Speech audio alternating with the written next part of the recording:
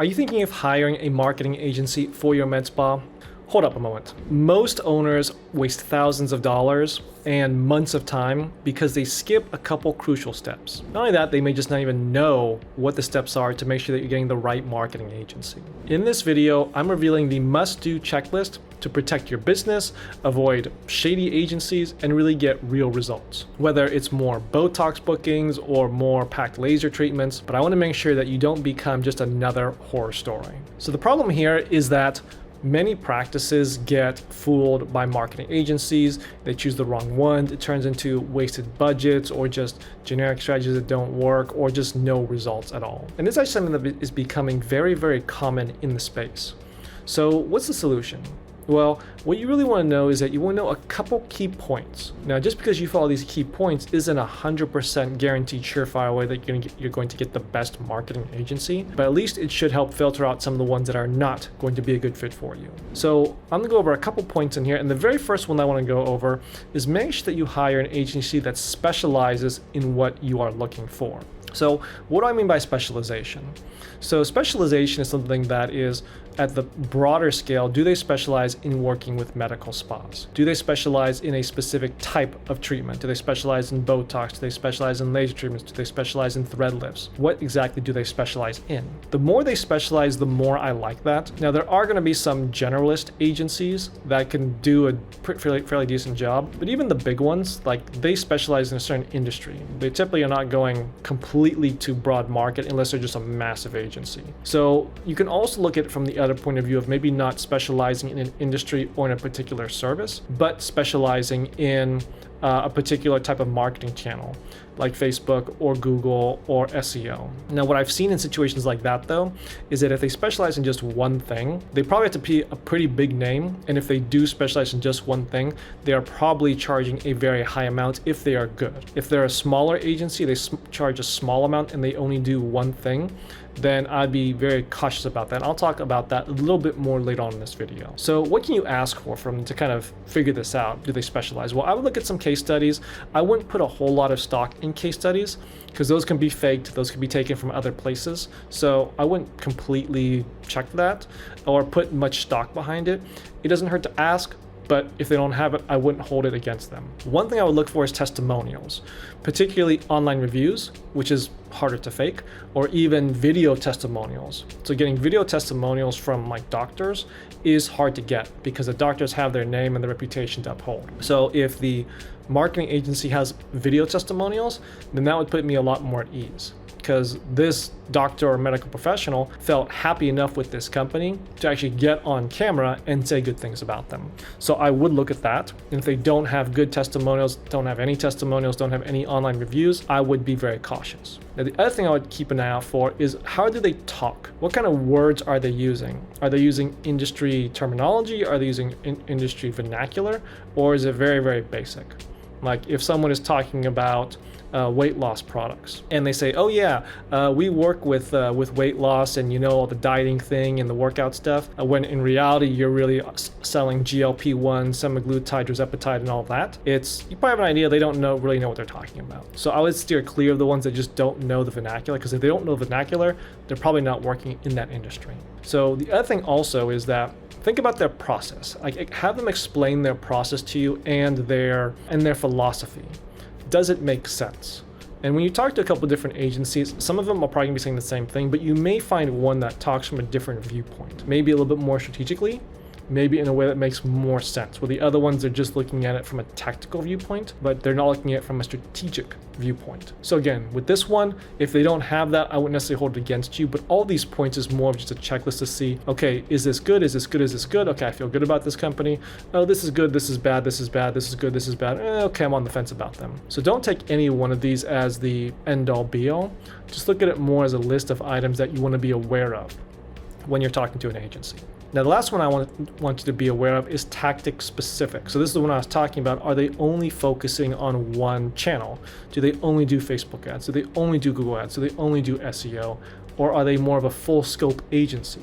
Do they offer everything? So there's pros and cons to this. So if they are only doing one channel, then I would expect them, if they are good, that they are probably working with bigger companies. They are also probably charging higher amounts. If you get a agency that is charging a low amount and they only do one thing, I would be a little bit more cautious, because at this point, what's probably going to happen is they're going to try and fit whatever problem you have into their solution. No matter what your problem is, they only have one solution for you. So I would be cautious of that. If they are more full scope, I would feel better about that, because if they're more full scope, they probably have a bigger team. If they have a bigger team, they're probably more established. If they're more established, they probably do good work, because you really can't grow if you're doing bad work all the time. So I would feel a little bit more comfortable with a full service agency. But if they are very, very good at one thing, then I would also consider them if they're really good at that one thing. So that's one thing that you want to keep in mind, because if you're talking to a full scope agency, they're likely going to recommend something to you that is going to be more of a fit for your particular situation, because they have different options of what to offer you. And when they talk to you, they figure, okay, what are you really looking for? What do you really need? Okay, we have this thing or this thing or this thing that's going to be the best fit for you. Whereas the only one channel specific agency is to be like, okay, whatever problem you have, we only have this one solution. So just make sure that that does not happen to you, where they are trying to fit their one solution into whatever problem that you have.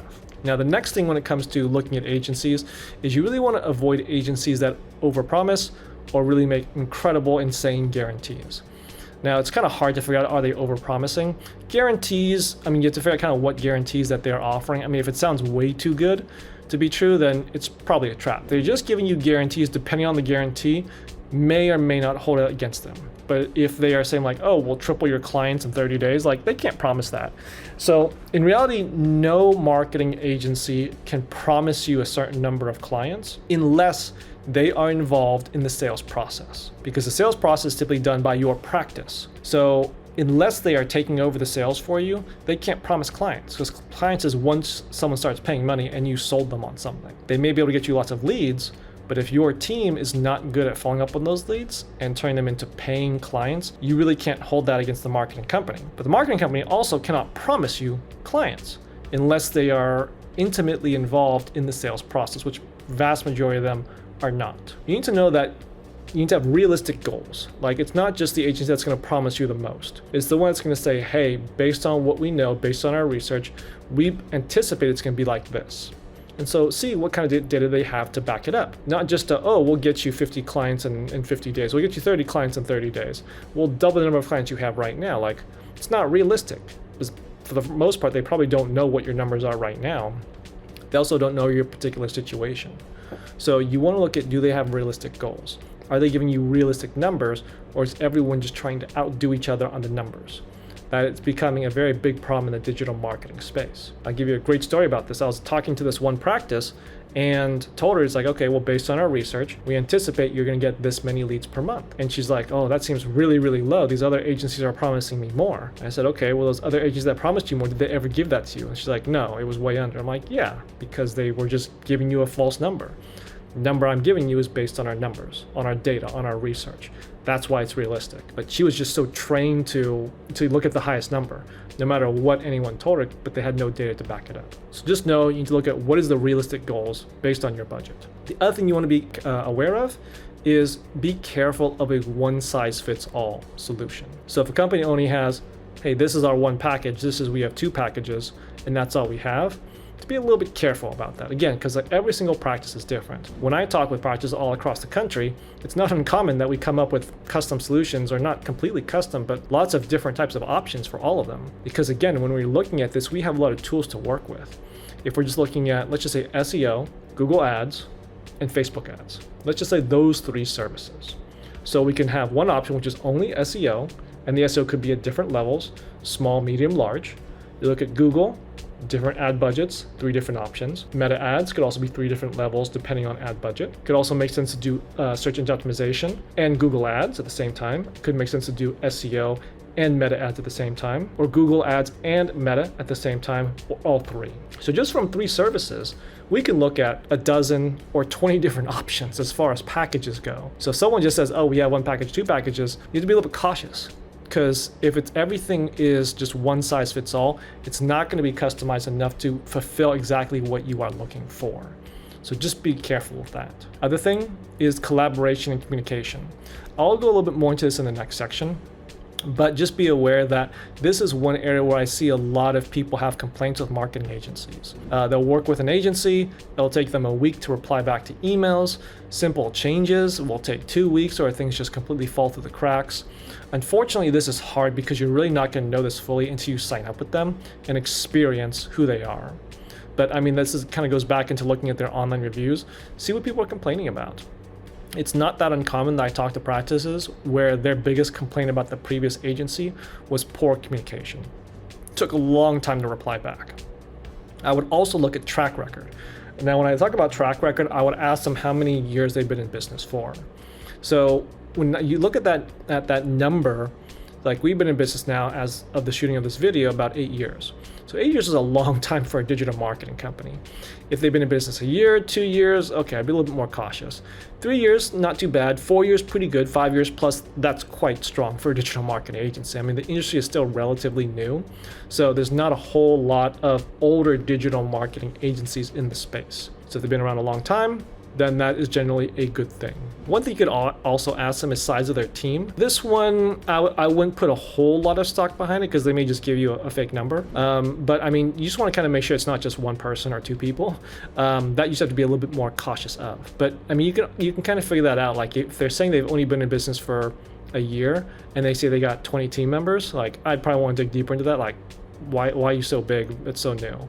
That's a little bit more uncommon for a digital marketing company. So last thing I want to get into was communication. So I want to spend a little bit more time on this because the communication, you want to keep an eye on how is the communication going through the sales process. You also want to understand who is going to be your main contact person if you go through with this company.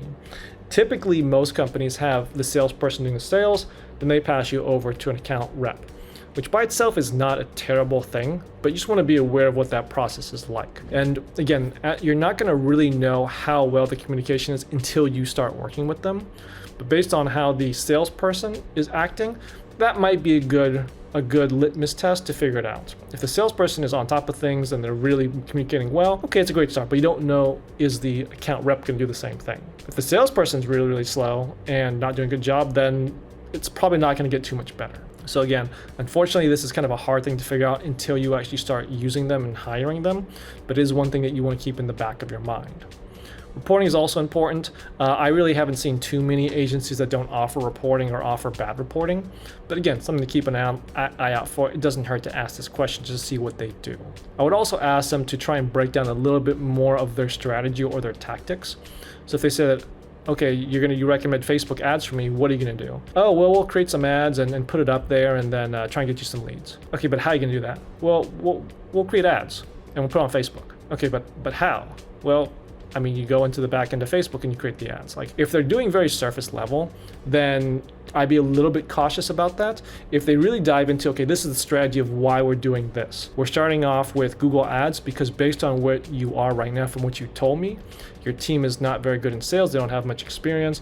You're telling me you want to get patients coming in as soon as possible, and you want to promote your high ticket services. So you want to use Google Ads because if people are searching for the high ticket services, there's not a lot of competition, but there are still people searching for it.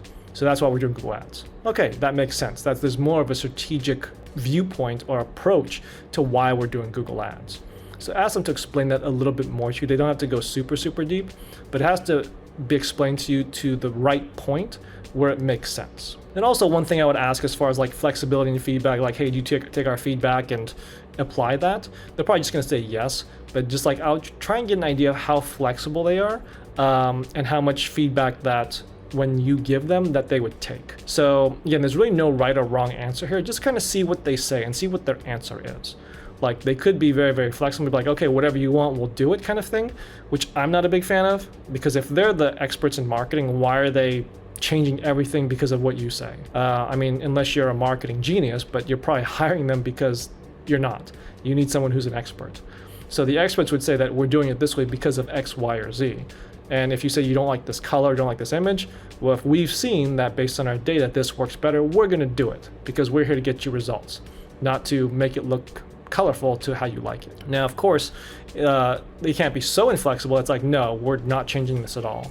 Even if it's out of your brand, we're not going to change it. And that's an extreme example. I don't know any company that's going to do it like that. But just see what they say, how they respond to you. Because you don't want someone that's completely a pushover that will do whatever you say, because again, they should be the experts. But you also don't want someone that is so inflexible that it's going to be hard to work with them, because it is like a partnership when you bring on a marketing agency. So just to kind of summarize everything, number one, you want to look at really what is the specialty. Do they specialize in working with med spas? Do they specialize in doing the services that you offer? And do they have some type of track record or proven results? You want to try and dodge anyone that is overpromising you, that's unrealistic, who is not looking at the reality of what business is. Marketing is just like anything else. It's part of business. With business, there is risk. And with business, there's no silver bullet. You have to work it. It's the same thing with marketing. You have to work it. There is no do this one thing and you're going to quadruple your business in 30 days. It doesn't exist. You have to just do what it works and just keep doing it with persistence. And last one, communication, transparency. How well are they going to communicate with you? How transparent are they? And how well will they work with you? So hopefully this gives you some ideas of what to look for before you hire a marketing agency to reduce the risk that you get an agency that's just not going to work for you. So hopefully that helps. If you need any help, have any questions about this, or want to talk to our team about what may work for you, there's a link down below. Click on that, schedule a call. We're happy to help. Otherwise, wishing you the best of luck and much success.